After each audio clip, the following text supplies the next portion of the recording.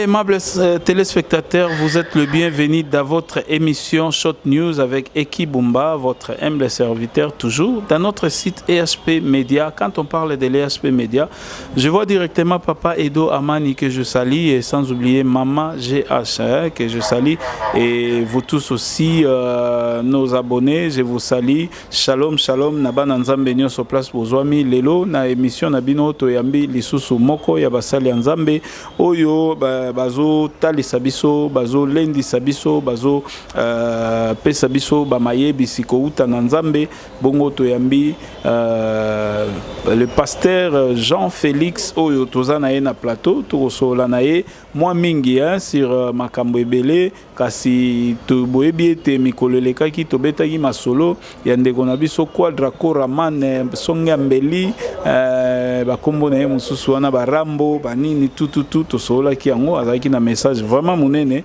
kasi bongo tokobondela nanu Nzambe po ete akotisa biso vraiment na kati ya émission oyo kitoko pe tosola masolo nyonso tu na kati na kimia. Pasteur Mbote bonne santé toza malamu na ngolo na Nzambe soko kokotisa biso déjà na prière na balandi na biso balinga mwa libondeli wana pena po atala pena prière na émission na kimia nyonso.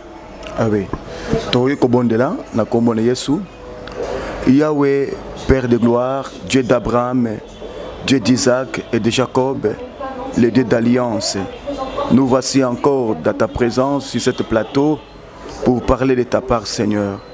Dieu vient pour nous assister et pour aussi assister l'andina biso nyonso na mokili mobimba o bakolanda biso tikete molimo santo akota na kati na action ya maloba pote elendisa pote ebenda ba o bazana kati na mulili ba mona pepole ba rejoindre marche oyo o pespiso ke totambola.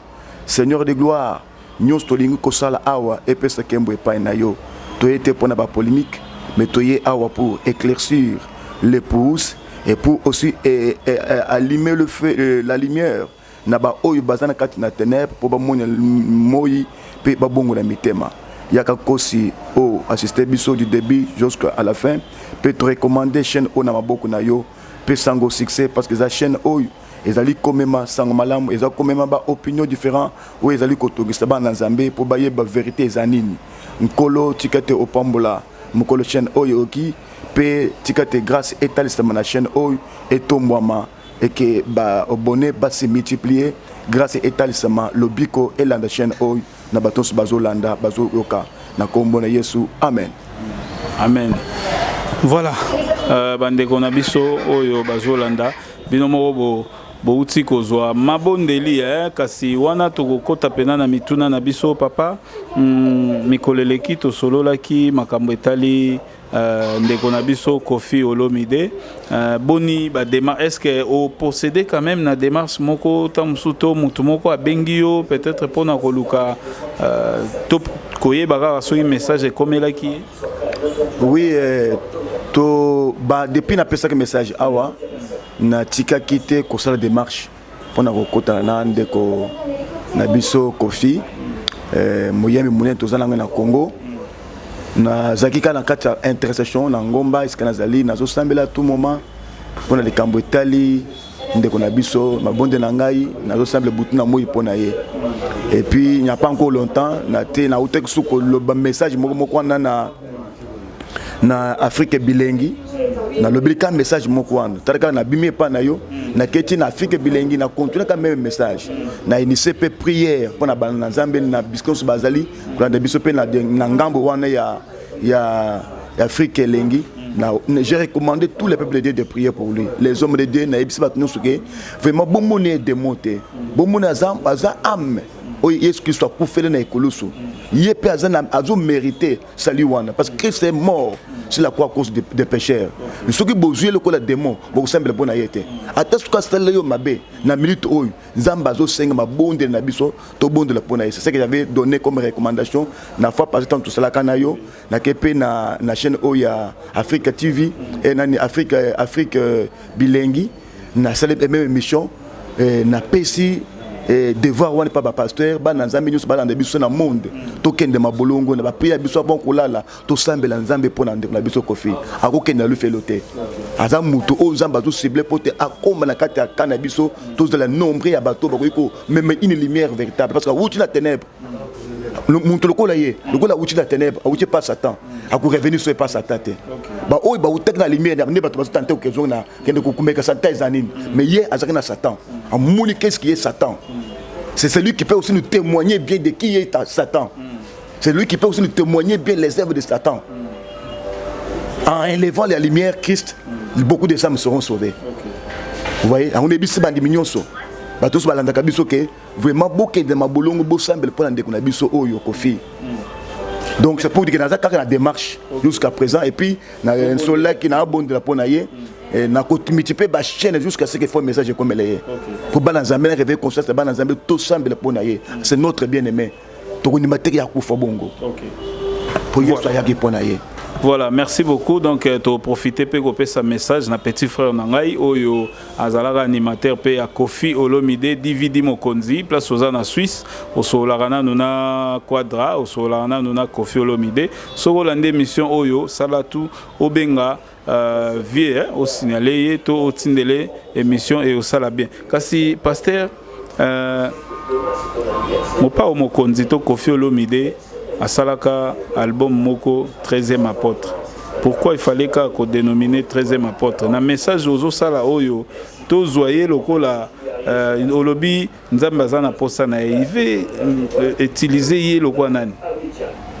Oui, d'abord au réveil ma conscience makasi na likambotali 3e apôtre. Il paraît que 13e hein. Il paraît qu'à sala album Moko boye a intitulé comme que 13e apôtre. Or ce que tu bien. Et le Congo est un mystère. Laisse-moi vous dire, c'est un mystère et Dieu me révèle là, me révèle en instant même. Ce qui est le 13e apôtre, pourquoi c'est un langage est sorti dans Monokonaye Moko. Et intitulé album comme 13e apôtre. Et si je suis aussi, c'était comme si l'album est à Souka. L'album est à Souka, mais bon, je pense que l'album est à Souka, il y a 13e apôtre. Voilà. Na le linga pesaka album wana 13e apôtre. Deux qui a l'obé histoire tant Robert album wana à côté de la musique, à côté de le producteur, il y a ba musicien. C'est ça non? J'ai suivi quand même quelques gens. Mais il y a quelqu'un qui m'a appelé aussi à Napoto, à Bengilinga, après ça, message n'appelle ça qui pour la confier le papa Koba, bateau belé à Poto à Bengaming. Beaucoup de, au-delà même de 20 personnes, bah bien car de Kamba Kofi. Mais papa Koba, les bisous tous qui ne m'a boulon tout semble pour l'année qu'on a besoin de Bungate. J'ai compris que nous avons besoin de compassion et mettre ma bateau pour bâtir ma occupation à Bango, papa de Kenda Mabolongo, bah réveiller en conscience. Il y a eu aussi une femme qui m'a dit, il y a Zana Kine, à le Binga papa, s'il y a moyen maintenant qu'on canalise ta mon groupe mon à prière et maintenant ngombo se faut tout se dire tout se dire yango. Tout pèse par union so, bah que quand ngombo bah vendre bah là c'est pour réclamer âme. Je comprends que c'est son temps. Pour la nuit dans le bas qui li kambo Italie, d'où 13 apôtres. Na titre na yo apesa ya suka wan. Puis le bas qui est la suka, il y a album na ya après bandera ko produire ba. Mais ba apôtre bazaina ba encore 12. Mais tant que oui voilà. Ba apôtre la Bible bazaki 12. Il n'y avait pas 13 apôtres. Même tant aucun de la catholique autre benga Rome. Bazo ba yebika 12. 13 à la caté. Même dans la Bible, nous reconnaissons que 12. Les 12, dans les 12, il y avait les 12e qui étaient morts, qui étaient remplacés par les 13e. Voilà le mystère. Remplacés par les 13e. Les 13e, oui. Parce que parmi les 12 des apôtres, Ezaki na Moko, où il y a livré Jésus, c'était Judas. Judas était le 12e apôtre. Quand il a livré Christ, à la place à se repentir, lui est allé se pendre. Et tant à se pendre, son sang est retombé sur lui-même. Vous voyez? Donc il a fallu que les 12e, d'autres battaient que 11. Oh, beaucoup c'était la 11, il a fallu un 12e soit à côté. Oh, les 12e à côté, c'était les 13e. De Paul. Paul nous a dit les 13e. Mais apôtre Paul, apparemment, on dirait qu'il y a comment mingi na kati. Voilà, le 13e, c'est celui qui nous a amené le salut dans l'humanité. Paul et Pierre est resté en Samanie, à Jérusalem. Matthieu, à Jérusalem. Les seules personnes qui ont traversé le continent, fleuve de fleuves pour que l'évangile ait comme en Afrique, c'est Paul. qui était le 13e apôtre. Paul était le 13e apôtre qui a remplacé le 12e qui était Judas. Est-ce que Yemoko Kofi Olomide alobaki yango na sens oyo to alobaki na yango? Non, ye nazo baboy. Tout nazo pesa nazo limbo likambango. Ye peut-être alobaki yango na ndenge ya sentiment ndenge balinga kozwa ba kombo. Mopa ou mokonzi. Or le véritable mopa ou mokonzi c'est Jésus-Christ. C'est le papa Wemba Lobaka naza fulangenge. Oh, le véritable fulangenge c'est Jésus-Christ. Pour yende mutoloko tabatu na fulu sokoli mota fule mo pepe mota komi mota. Baninga koso ba comment ni mine vraiment donc baninga baza bambiaser bambi donc les ambitieux baza bambicheur makamwa minene. Nzamba baza bato kunyuma. Po bandimi bandimi bazo ka ba kombo minene wante bandimi baninga ko se diminuer na miso ya bato komi moni saka bato bazanga tina. Mais bango baninga koso ba kombo minene wana ba latango le corde. Bazo ba kombo minene wana. Ozomona ndenge papa Wemba loba ngana za fula genge. Il qu'on a bête dans le matin, na katambo qui qui est le véritable fulangenge, c'est Jésus-Christ. Il y a des mouta fula kabato. Ata uzana bututa ndenge ni stoka kazuyo. Mbalamoko. Bututa longue. Le véritable fulangenge c'est Jésus-Christ. Tale papa Wemba uzaki kombwana. Vous voyez? Alors, baso kabani on koso ba kombo minene mais ba yeba kete signification ya ba kombo ngo ezali nini te. C'est ndenge ye pa sadaka album wana ya kenazali album ya 13e apôtre. Or, il a parlé d'un grand mystère de Yabo Mounaye Moko. Or, quand on parle de 13e apôtre, c'est qui? C'est parmi les gens qui n'ont pas vaincu avec Christ. Dans les 12, un était tombé. Et Dieu a remplacé parmi les 12 avec qui? Avec celui qui n'a pas mangé avec Christ. Paul n'a pas mangé avec Christ. Paul n'a pas vécu avec Christ. Paul a lala et l'onguna Yesu Christ. Il y avait que les 12 là, autres ne Yesu, partager balana Yesu. Donc, le 13e devrait être quelqu'un qui n'a pas mangé avec Christ. Mais à Salima Kamwamine. À Kourouta Libanda, na Mibeku ya Moïse, qui était Paul. Paul était un persécuteur de l'église. Pour ce qui est l'église. C'est celui, voilà, c'est celui que Dieu a remplacé comme le 12e, 13e apôtre, tant au Tanga, parce que 13. Parce que 12, Moko Koufi, le 13e Tangoye, à Zongeliwan. Donc, remplacé. Donc, le 13e a remplacé les 12. L'un qui est mort parmi les 12. Vous voyez? Alors, quand il a parlé de l'album à Mepes, comme moi, 13e apôtre. Donc, peut-être qu'il y a comme moi, on a ami pesi nenga ba sentiment pour baza ba monsieur ba besoin ba kombo ba sentiment et bon to yebi ke ye apesa ba kombo bela banana ba Rambo ba Sarkozy ba mais est-ce que oyo za kombo pambate ya ba ko Sarkozy za ba kombo ya bato ba sa mo nyo za ba kombo ya ba kombo mais oyo za kombo mystérieux. OK. 13e apôtre de qui? De Satan? De qui? Oh, il n'a pas dit 13e apôtre. Il y a monde de ténèbres, il y a lumière ou quoi? Ils ont le lenge moko ya batu ya Athènes. Bato a ville à Athènes. Na Grèce. Tant que pour la côté qui na ville on a côté qui bato, bazo sambela. Ba benga baza ba religieux. Bato bele ba ningi zambe. Mais ba yeba ki zamba soloté. Ils étaient derrière les dieux soleil, dieu de la ligne, dieu de ceci là, ba kubabi tumbe ba hôtel bele ba ki se bele ba pesi nzambe soleil, nzambe étoile, nzambe ligne. Vous voyez? Mais pour quand il a parcouru, il a dit, oh, ils aiment Dieu. Ils veulent toujours prier. Mais ils n'ont pas encore découvert le véritable Dieu. C'est ainsi qu'il a parlé du véritable Dieu qui est Jésus-Christ. Et c'est là où il a appelé tout le monde à la repentance. Au verset 30. Vous voyez? Il a appelé tout le monde à la repentance. Actes des apôtres 13, 17, verset 30, 31. Vous voyez? Il a appelé maintenant tout le monde à la repentance de connaître le véritable Dieu. Le véritable autel qui donne la vie, c'était Jésus-Christ. Vous voyez? Alors, il a parlé de 13e apôtre. Où dit le 13e apôtre, ça dit un grand mystère. Maintenant, dans le limbo, le mystère n'a pas 13e apôtre. Ami Bamba, comme c'est Isaiah Black, Nazo Yebise Skoy. Kombo wana, vieille yo Zouaka wana. Nazo Yebise Kofi. Moi, Kombo yo Zouana. Ozwango Pambate. Au Vandeka, vous voyez que Kombo ne Ilakio. Ilakio Pambate. C'est tout un mystère, un langage de Dieu autour de toi. Qui signifie quoi? Il y a l'appel de Dieu devant ta face. Pour que Dieu t'appelle, il y a un appel. Il y a le bossona, pour que tu remplaces. Or, les 13e, c'est qui? Les 13e, c'est tous les pasteurs dans le monde des hommes. Tous ceux qui sont venus après la mort de Christ, nous sommes les 13e, nous accomplissons les 12. Moi, je n'ai pas accomplir les 12. Parce que Moukouna, les 12, parce que nous formons, les mystères forment un seul corps. Et comme nous formons un seul corps, dans le lingue, il y a compter, nous tous qui sommes à venir après la mort de Jésus-Christ, nous avons un ministère, nous sommes des Paul. Nous sommes tous accomplir les 12 là. Vous voyez, c'est ça le mystère. Donc, le mystère, Dieu nous a pourquoi tu as 13e qui va remplacer les Judas. Nous sommes les gens qui ont remplacé Judas. Nous avons nation pour aller annoncer la bonne nouvelle.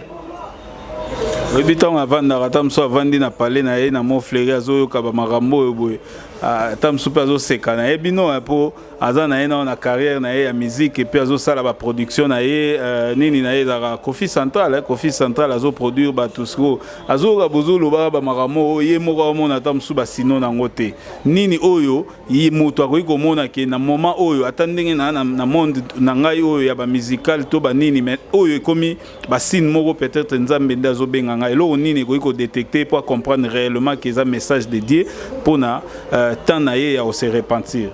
Oui, Nzamba lobaka na ba tambourete. Nzamba lobaka na katikati ya ba tonnerre te. Quand il a parlé dans les tonnerres, personne n'a écouté. Mukolo Nzamba yeko lobana ba tonnerre, ba toso balobaki banu yo kendeka bazu biso Moïse, yo kendeka na ngomba, yo kolobela biso Dieu a dit. Pourquoi Nzamba na kolobela biso te? Mukolo Nzamba yeko kolobela bangu nyonso, ba yokaka su Nzambe te. Ba yokaka ba tonnerre, gugugugugugu. Ba biso Moïse zonga yo moko. Kendeko yoka batonnerre ni ko lobanini oyo ke biso mungongo ya batonnerre ni ko lobanini Trinzamba zana bato tindaka oyo apachaka maloba na munoko pour kende ko lobela bato ndinga cheke na munoko ya Moïse pour kende ko lobela Pharaon.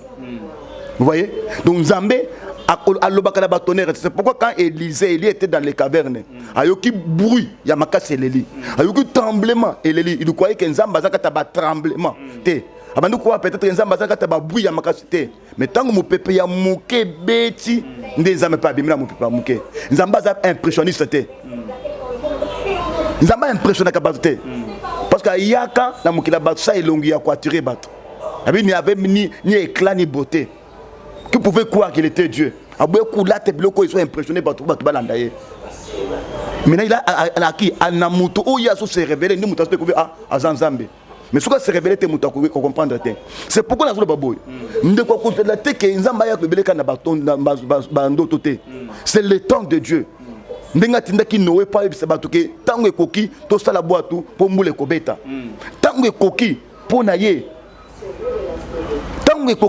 Sinon il sera trop tard pour dans ce mboule bêti vous a trop tard dans moment oyo bateau déjà ezali wana bateau hier que ça déjà trop tard azela la pasteur ou na poto azela pasteur ya poto te azela pasteur wazana 10 millions de personnes pour que le belé était ayo kaka mungongo ezo le belé oyo ya mutu peut-être mutu apambla pamba yebeli na kata Congo mbimba te ayebeli pe na kisa mbimba te je ne suis pas connu sur les 4 coins du Congo pour entrer la télévision te.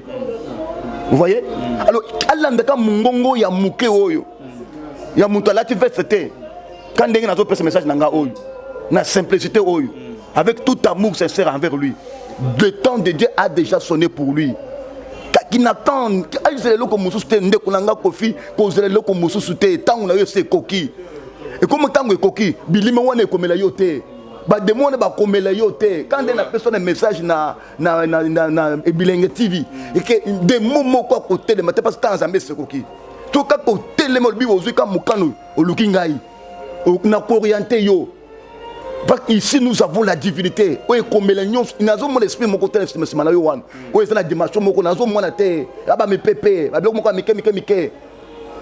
On a beaucoup mélangoté, parce que j'ai celui qui est le créateur. Nazan la kat nanga oya kela bango.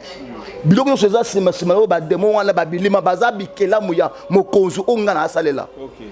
Donc écoutez ce que je te dis, il ne faut pas écouter le tremblement de terre, non. Tu ne okoyoka tremblement de terre à mon côté. Mungonge ko uta na mabele pété. Ce que la songe ko yaka pété. C'est maintenant que Dieu est en train de te parler. Parce que ça sera trop tard. Le roi Moutouri Chouana, nazo personne de kamuka ya riche oyo.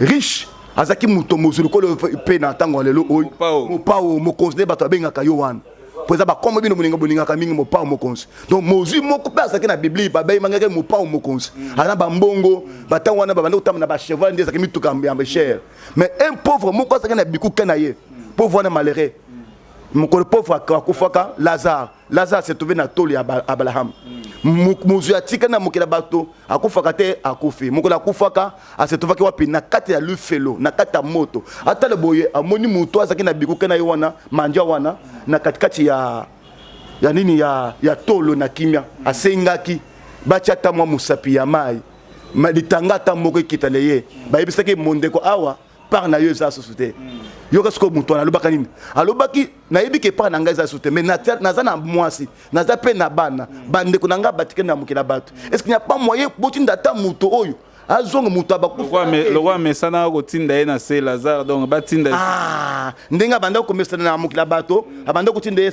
ebo yo mutu amosala yo petit yo pola fufu kende sumbelanga na mwa likaye wana ke asumbele likaye so amonaka ngo ndire ke zaka ndenge moko wana batinda de susu Lazare na lolo babimise ala tanzoto support kende kwa tester na mukina bato c'était quoi abi botinda ta ya kende ko ebisa mos na ngana bana bande na ngai po ba rejoindre nga bisko oyo te po bisko ngale oyo na yeba kete ko za diboye bango pe ba yebi te ko tedi na ke za ndenge ni te ba kende ko ebisa bango qu'est-ce qu'Abraham a dit Abraham a dit dans le monde des hommes ils ont les prophètes et les sacrificateurs bayoka bango ba ko comme bisko yo zalité cause de la terre na bendeko cause de la terre ba wa ba telema ba ko lebele ote bandeke pe ba ko ya te ba korobo ba ko ya te kaka mungongo ya moke oyo ya pauvre malheureux ne alo bango boy na mi soit bato j'apparais comme pauvre malheureux mais je suis pas un pauvre malheureux je suis le plus riche du monde car j'ai Christ qui est à moi Christ qui est à moi c'est le diamant qu'on ne peut pas acheter par l'argent ni par l'or c'est une richesse incomparable et comme la richesse non soit mukili mobimbezo mais là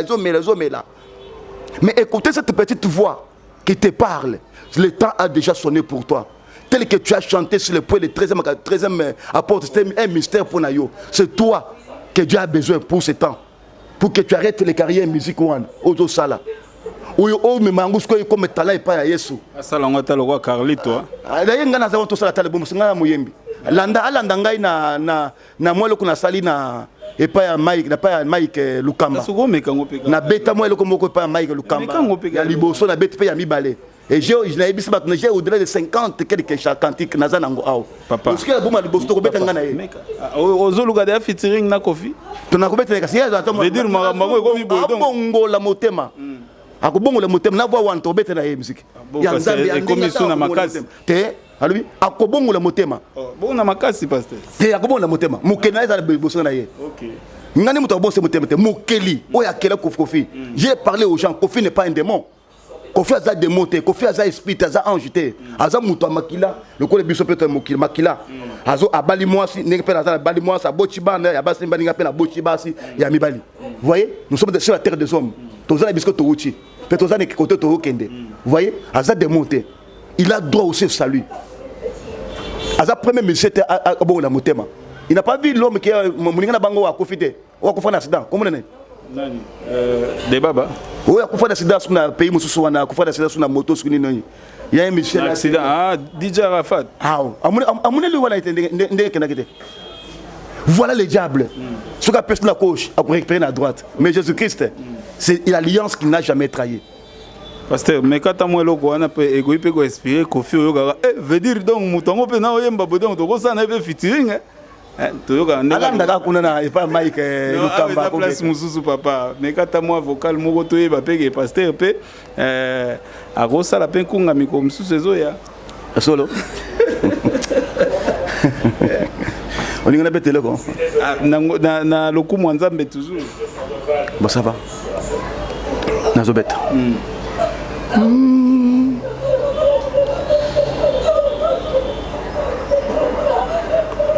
Bon, nazo bête moi le komoko, pas ba zembo na sa composant. Voilà.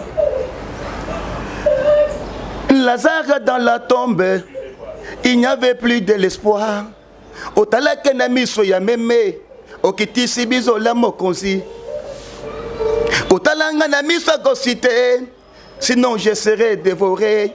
Talanga na miso ya meme na simba ngolo na yo kotalanga na miso gosite sinon je serai dévoré talanga na miso ya meme na simangolo na yo semola loboko oh semola loboko yaya pusana pemeni na ngai na simangolo na yo semola loboko yeswe semola loboko yaya pusana pemeni na ngai na simangolo na yo Lazare dans la tombe il n'y avait plus de l'espoir otalaka na miso ya meme okitisi bizola mokonzi kotalanga na miso gosite sinon je serai dévoré talanga na miso ya meme na simangolo na yo c'est mola loboko oh c'est mola loboko yaya vraiment félicitations kotalanga na miso ya nkosite talanga na miso ya meme oui.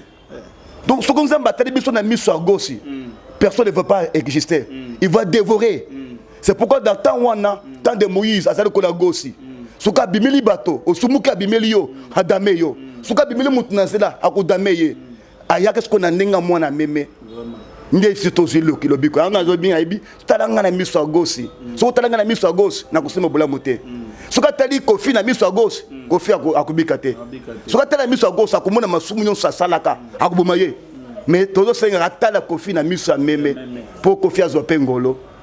Voilà. Mais bah chrétien bazala rappé moi ya ko sangana pena est-ce que message ozo salo ba bonde la pona kofi ba tu pena ba ko sadere nango azo sa ba prière na ye mona na koksi magam na eta kotse susu mamba ya kofi na kati nino goye bisa ba chrétien. L'amour de Dieu nous oblige. Okay. L'amour de Dieu nous oblige. D'aimer les uns les autres. Ndenge to miningaka. Soki muto miningi akoninga pe mu voisin na ye. OK. Na kosa na passe na ndako na ngai, j'ai que 2000 francs. Mais na moni mobola na puka na nga azo gelele. Ata 2000 francs iko kwa famille na nga fona séparer ngo. Na pesa ta moi 1000 na tika na 1000. Abraham yambagi ba. Voilà. Ba passager. Voilà. La Bible nous demande de l'amour. D'aimer notre bien-aimé. Na senga baton su baninga ye. Bisoko total bisoko ba dimion sa monde total na miso bolingo. Ah voilà. Total na miso bolingo. Ya meme. Tokomona kazo aza meme oyo aza mwana pate oyo ezana kata kubunga. Il faut nzamba simba ye nzamba zongisa ye. Donc ndeko na biso oyo ah bon nzamba za tan na ye na zo biso kofi ezatan na yo. Christ est mort sur la croix pour toi à cause de toi.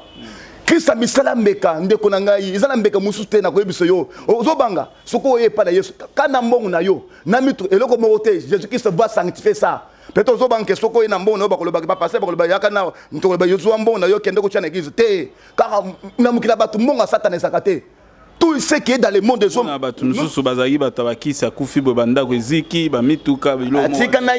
la Bible dit tout ce qui est dans le monde est pour Dieu.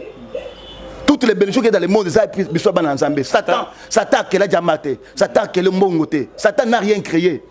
Comme Bozu n'a rien créé. Nous sommes dans le biloko azobotra ban ensemble. Car il y a ndenga zawa nambongo na ye, Dieu va sanctifier tout. Mon est comme un instrument ensemble. Yemo comme un instrument ensemble.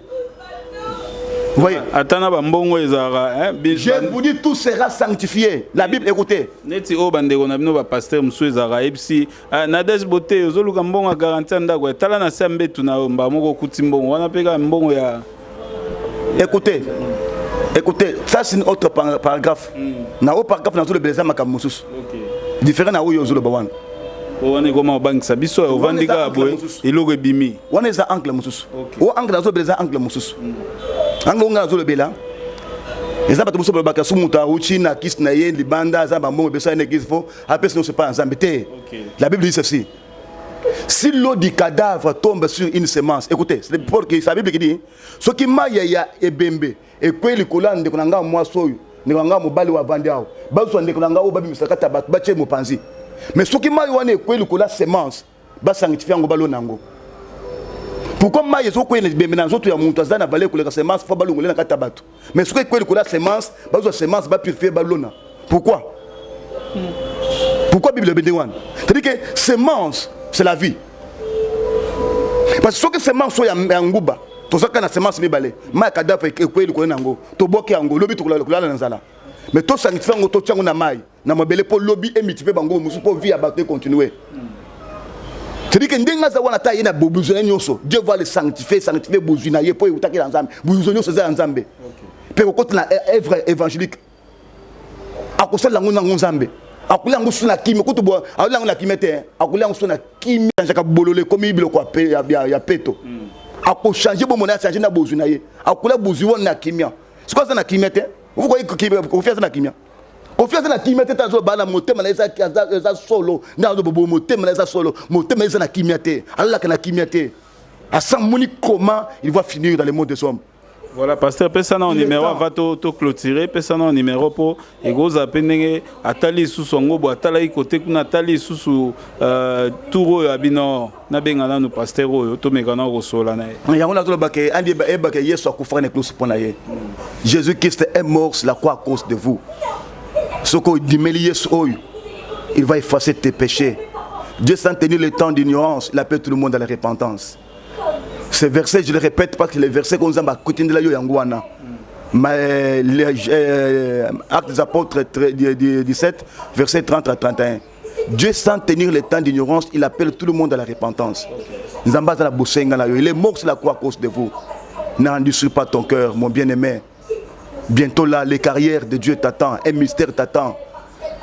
Mais numéro nangai, avant qu'on assemble là, on appelle ce numéro nangai après ton assemble là. Numéro nangai ils allaient 081 87 51 754 081 87 51 754. Ou ils ont un WhatsApp ils allaient 090